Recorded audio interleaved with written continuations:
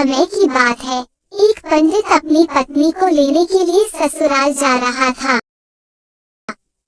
तभी उसे रास्ते में एक व्यक्ति मिला। उसने पंडित से पूछा, महाराज कितनी दूर तक जा रहे हैं? पंडित ने कहा कि मैं अपनी पत्नी को ससुराल से लाने जा रहा हूँ। हैरानी से उस व्यक्ति ने पंडित से कहा कि आप पितृपक्ष में पत्नी को लेने के लिए जा रहे हैं। क्या आप जानते नहीं हैं कि इस महीने में किसी तरह का शुभ कार्य नहीं किया जाता? पंडित ने तपाक से कहा, अरे मैं ब्राह्मण हूँ, मुझ पर ये सारे नियम लागू बिल्कुल भी नहीं होते।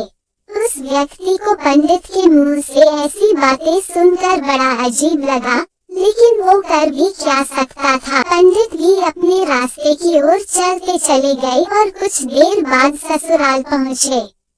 वहाँ पहुँचते ही उनका खूब आदर सत्कार हुआ, लेकिन लड़की वालों ने भी पितृपक्ष में बेटी को घर से ससुराल भेजने से मना कर दिया। ब्राह्मण भी मानने वालों में से थे नहीं। उन्होंने जिद पकड़ ली कि वो अपनी पत्नी को लेकर ही जाएंगे और होते होते वो अपनी पत्नी को लेकर अपने घर की ओर निकल पड़े। रास्ते में कुछ देर आगे बढ़ने पर पंडित को जोर से प्यास लगने लगी। सामने ही उन्हें कुआं नजर आया। वो वहां गए और रस्सी को खींचकर पानी निकालने लगे। उसी वक्त एक व्यक्ति भी वहां पहुंचा और उसने पंडित से अपने लिए भी पानी निकालने के लिए कहा। जैसे ही पंडित उसके लिए पानी निकालने लगे तो उसने पंडित को उठाकर कुएं के अंदर डाल दिया और पंडित के भेष में उसकी पत्नी के साथ रास्ते में आगे बढ़ने लगा। दोनों कुछ देर बाद पंडित के घर पहुंच गए। वो व्यक्ति पंडित का ही रूप बनाकर उस महिला के साथ रहने लगा। ऐसा होते होते तकरीबन 3 महीने बीत गए, लेकिन पंडित अभी भी कुएं में ही फंसे थे।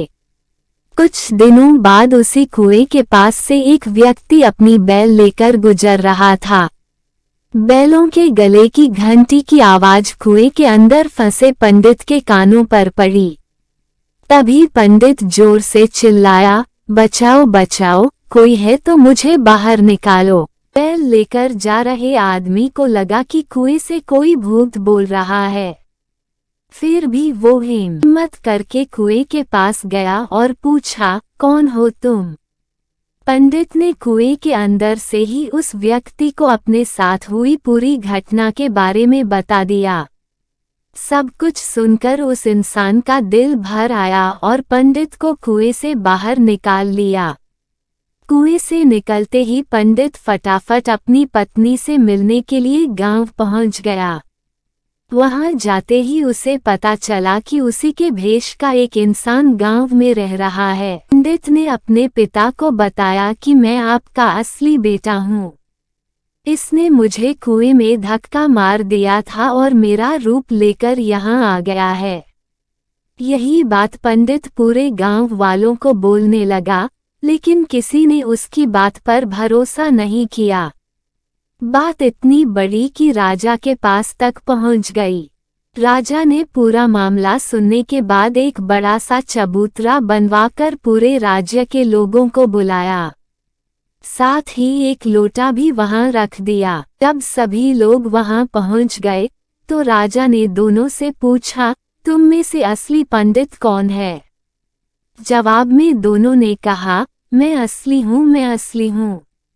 इस बात को सुनते ही राजा ने कहा कि जो भी जल्दी से इस लोटे में घुसकर बाहर निकलेगा, उसी को मैं असली पंडित घोषित कर दूंगा।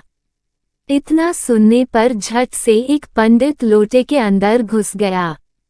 इतने में राजा ने लोटे का ढक्कन तेजी से बंद कर दिया। लोटे के अंदर बंद होते ही वो चिल्लाने लगा कि राजा मुझे माफ कर दो, मैं आगे से ऐसा कुछ नहीं करूंगा। इतना सब देखकर लोग समझ गए कि असली पंडित कौन है। सबको पता चल गया कि वो भूत था जो लोटे में घुस गया था। वह भूत पंडित को सबक सिखाने के लिए उसका रूप बनाकर उसी के घर में रह रहा था, क्योंकि वो पितृपक्ष में शुभ कार्य कर रहा था।